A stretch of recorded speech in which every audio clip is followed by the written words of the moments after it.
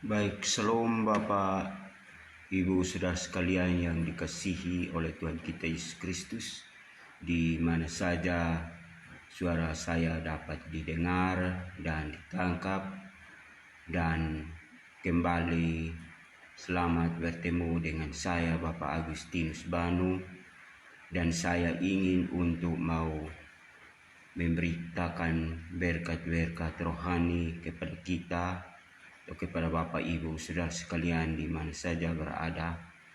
Dan saat ini Bapak Mama, saya merasa bahwa kalau kita masih menikmati nafas ini adalah anugerah Tuhan.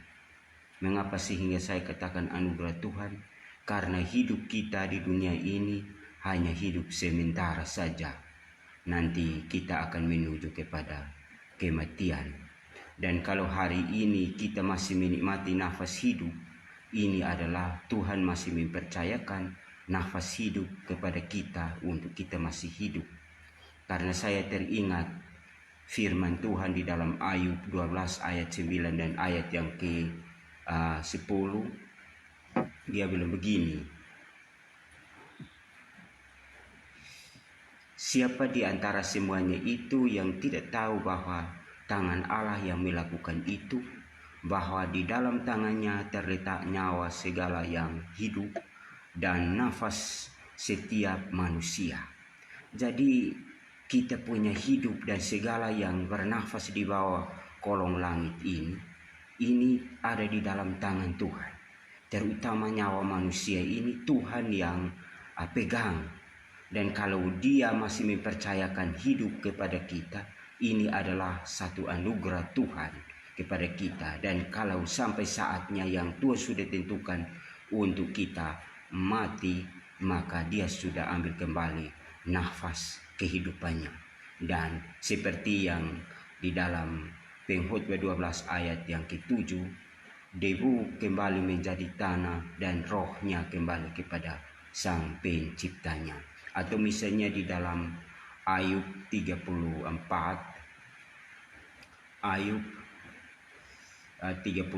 ayat yang ke-14, jikalau ia menarik kembali rohnya dan mengembalikan nafasnya padanya, maka binasalah bersama-sama segala yang hidup dan kembalilah manusia itu kepada debu.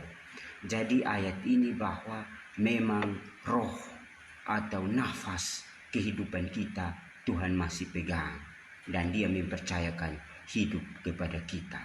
Ya, jadi maka itu kalau nafas kehidupan yang kita masih menikmati Bapak Ibu Saudara sekalian, kita pergunakan nafas ini untuk kita memuliakan Tuhan.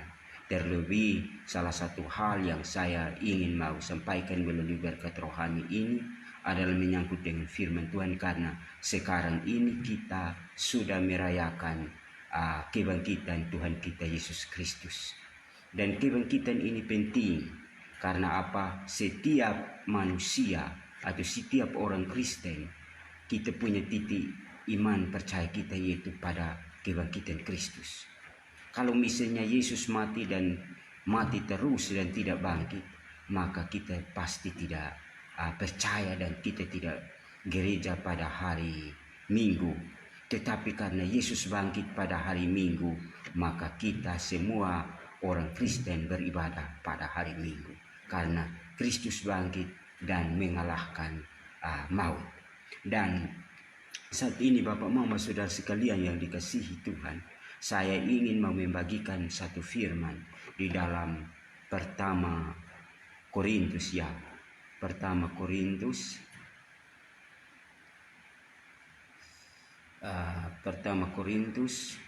15 ayat yang ke-14 dan 17. Dia bilang begini, tetapi andai kata Kristus tidak dibangkitkan, maka sia-sialah pemberitaan kami dan sia-sialah juga kepercayaanmu atau kepercayaan kamu.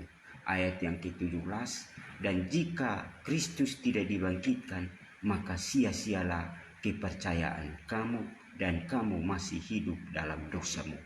Jadi dua ayat yang saya mau bagikan kepada kita semua, seperti yang tadi saya katakan Bapak Mama Saudara sekalian yang dikasihi Tuhan. Titik kepercayaan orang Kristen adalah Yesus bangkit dari antara orang mati. Maka pada waktu dia bangkit dari antara orang mati, sesuai dengan surat Paulus kepada jemaat di Korintus, misalnya pasal 15 ayat yang ke-55 ya, dia bilang begini, ayat 55, hai maut, di manakah kemenanganmu? Hai maut, di manakah sengatmu? Sengatmu ialah dosa, dan kuasa dosa ialah hukum Taurat. Jadi maka itu sengat dosa ialah maut.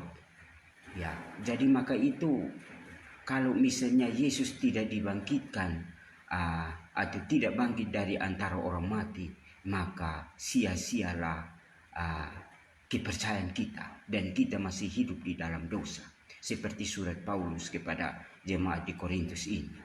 Jadi dia bilang, andai kata kalau Kristus tidak dibangkitkan, maka sia-sialah pemberitaan kami. Mengapa? Karena pemberitaan itu memberitakan kabar baik, dan kabar baik itu adalah kabar baik karena Yesus bangkit dari antara orang mati.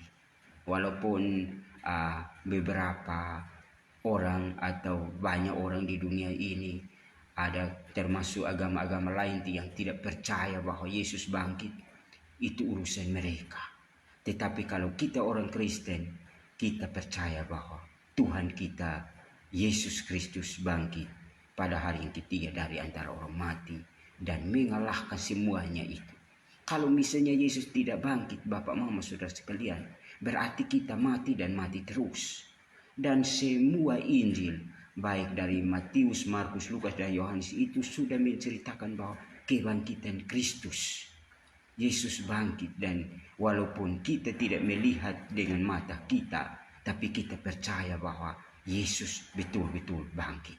Ya, tetapi kalau kita mau hidup seperti Thomas dia bilang, kalau sebelum aku melihat bekas paku pada tangan dan bekas lubang atau tombak pada lambung, sekali-kali aku tidak percaya.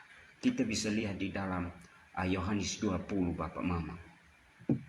Yohanes 20 ayat yang ke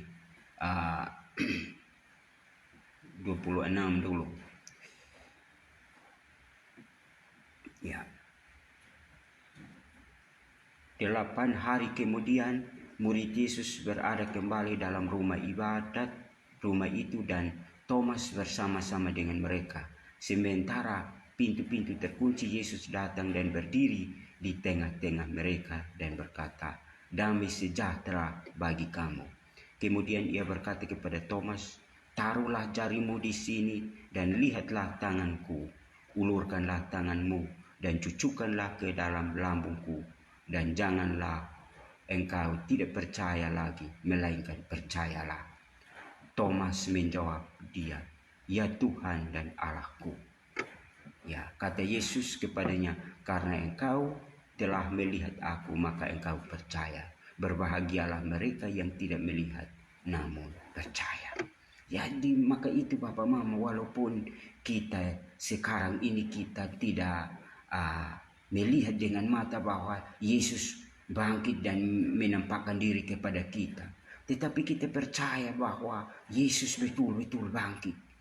Ya, maka kita yang berbahagia. Kalau di sini Thomas bilang, kau sudah melihat aku dan percaya.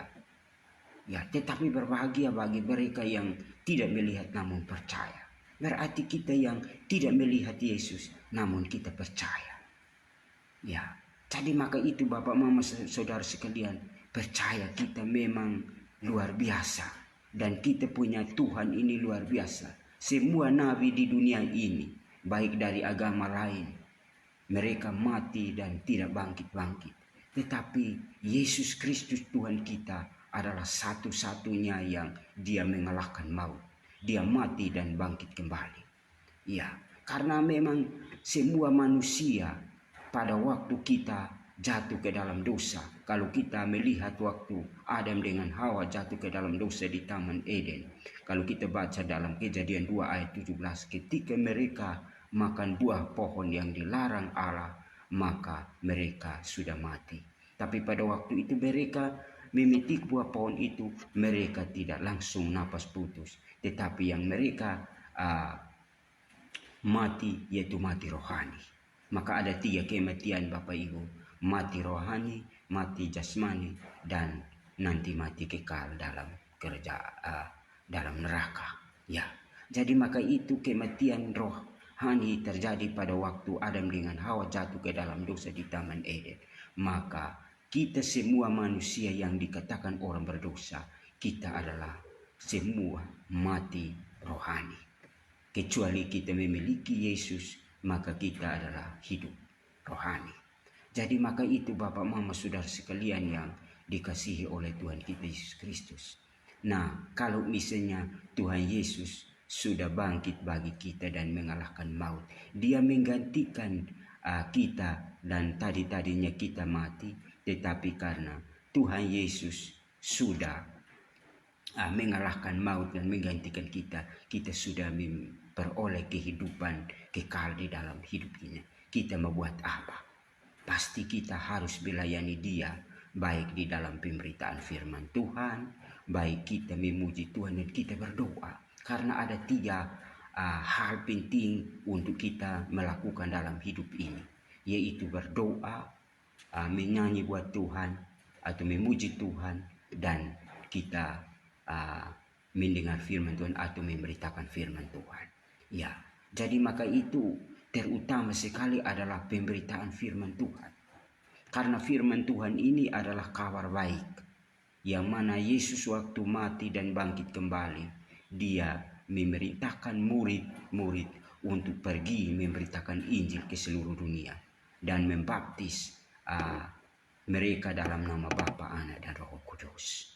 Ya, jadi maka itu Bapak Mama Saudara sekalian, iman percaya kita iman yang benar, iman yang tidak bisa digugat oleh siapapun. Karena iman ini, kita iman percaya kepada Yesus, Tuhan kita yang luar biasa, yang Dia datang dan mengalahkan maut. Maka itu Bapak Mama Saudara sekalian yang dikasihi Tuhan, bagi orang-orang muda, jangan tinggalkan kepercayaanmu, atau misalnya bagi siapa saja jangan tinggalkan kepercayaanmu untuk pergi dengan kepercayaan yang lain. Karena kalau kita meninggalkan Yesus, itu sepertinya dosa yang tidak diampuni.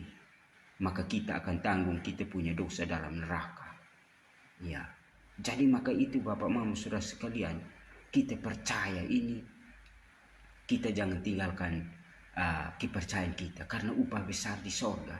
Ya, misalnya dalam kita baca di dalam Ibrani, ya, misalnya Ibrani 10 ayat yang ke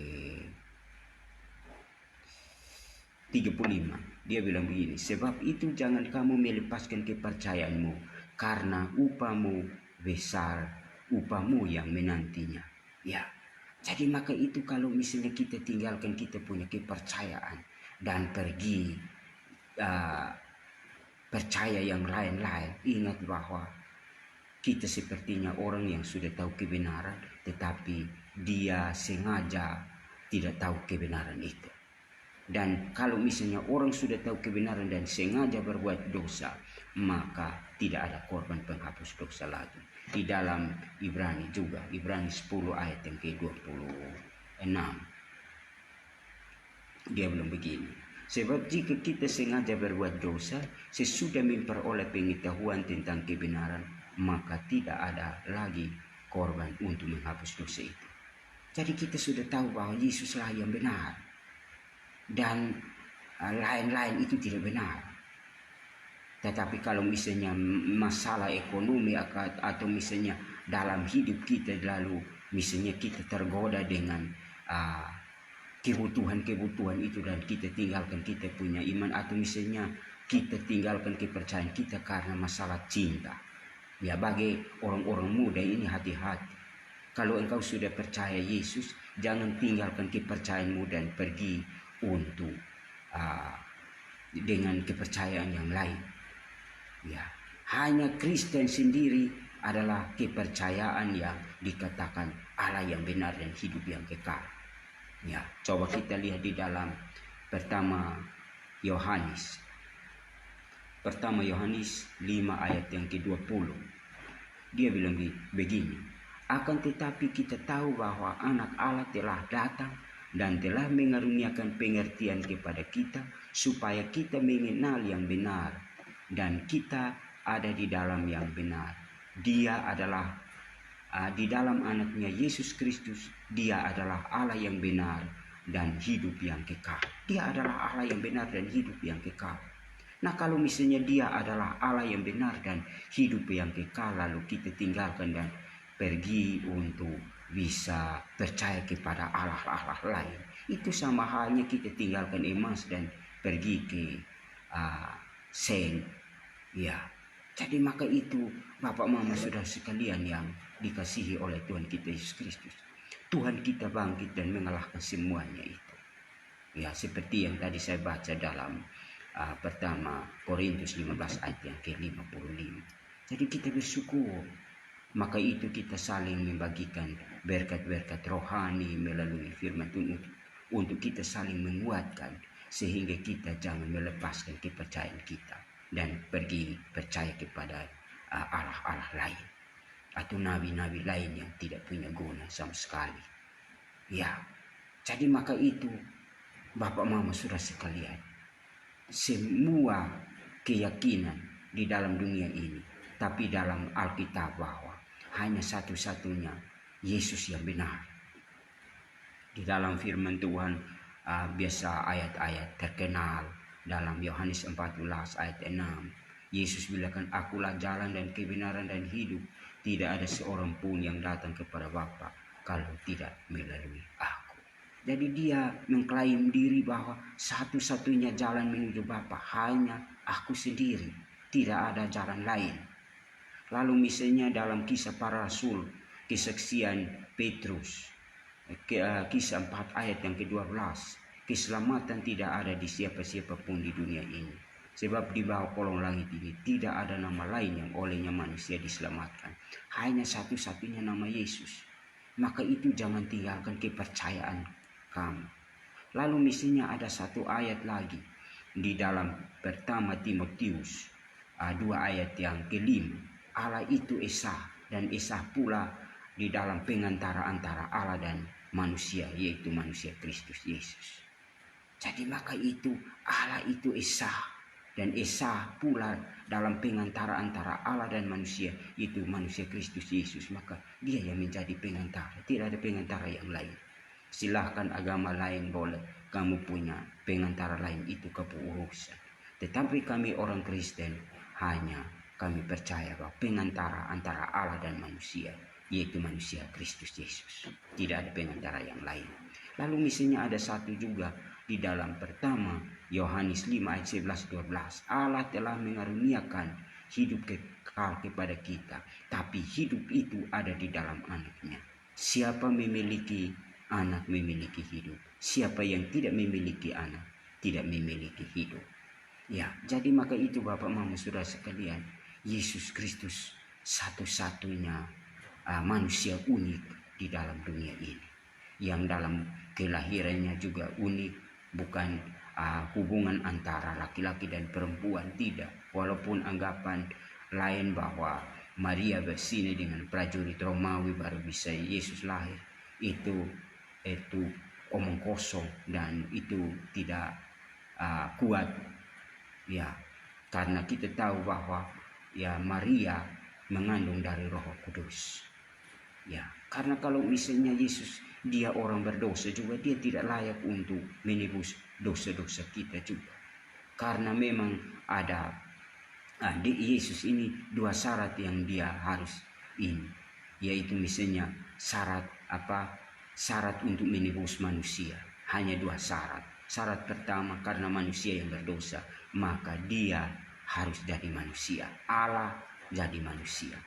Ya, syarat kedua, manusia tidak boleh berbuat dosa. Maka itu kalau misalnya kita cari syarat pertama, dia harus manusia. Di dunia ini banyak sekali manusia. Tapi syarat kedua, kira-kira manusia di dunia siapa yang tidak berbuat dosa? Semua orang berdosa kalau kita melihat dalam Roma 3 ayat yang ke-10. Sebab ada tertulis, tidak ada seorang pun yang dikatakan orang benar. Semua berdosa. Nah kalau syarat kedua ini tidak, ini cari dunia, cari di atas, cari di sorga. Memang dapat. Ya tapi Allah bukan manusia. Di dalam Yohanes 4 ayat yang ke-24, Allah itu roh dan barang siapa menyembahnya harus menyembah dalam roh dan kebenaran.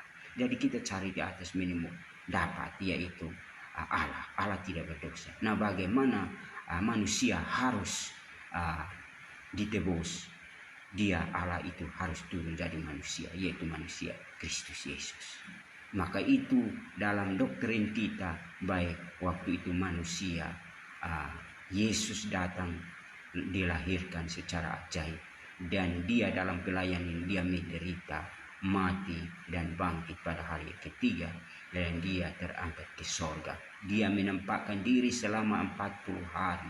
Maka selama ini atau sekarang ini kita masih dalam perayaan Paskah, penampakan diri kepada semua orang. Jadi maka itu kita percaya bahwa dia dalam 40 hari lamanya dia menampakkan diri, baru dia terangkat ke surga. Dan dia katakan dia akan datang dari sana untuk menghakimi orang yang hidup dan yang mati sesuai dengan iman rasul kita. Jadi maka itu Bapak Mama Saudara sekalian, kita jangan pusing dengan orang-orang yang putar balik firman Tuhan dan dia tidak punya pemahaman. Ya misalnya debat-debat baik antara Kristen dengan agama yang lain, kita tidak usah tergiur dengan itu. Kita imani kita, karena orang yang punya Roh Kudus itu yang bisa menafsirkan Alkitab. Sedangkan orang yang tidak punya Roh Kudus, biar dia orang Kristen, dia tidak punya Roh Kudus, dia tidak bisa memahami Alkitab dengan baik atau firman Tuhan dengan baik. Kalau tidak, dia tidak percaya Yesus. Maka orang yang percaya Yesus, itulah yang dimetraikan dengan Roh Kudus yang dijanjikan sesuai Efesus 1 ayat yang ke-13. Ya, jadi maka itu kebangkitan Kristus. Kita bersyukur karena Yesus bangkit dan mengalahkan maut, dan kita tinggal saja menerima hidup yang kekal dalam hidup kita, dan kita menantikan. Bagi orang yang percaya kepada Yesus, jangan takut mati, karena Paulus katakan di dalam Filipi 1 ayat yang ke-21, hidup adalah Kristus dan mati adalah keuntungan. Jadi mati adalah keuntungan, tetapi Bapak Mama jangan ambil jalan pintas untuk mati, bunuh diri dan lain sebagainya. Biar Tuhanlah sendiri yang tentukan kematian saudara dan saya. Karena dalam Pengkhotbah 3 ayat yang kedua, bahwa hidup lah waktu lahir dan waktu mati kita, Tuhan sudah tentukan kita masing-masing. Jadi maka itu Bapak Mama Saudara sekalian, mudah-mudahan firman Tuhan yang saya mau sampaikan kepada kita lewat atau berkat rohani lewat kebangkitan Kristus saat ini membawa berkat bagi Bapak Mama yang rindu mendengar atau melihat waktu saya memberikan berkat rohani ini berbahagia. Tetapi kalau misalnya tidak mau menerima, tidak mau melihat juga, itu kita tidak memaksakan Bapak Mama.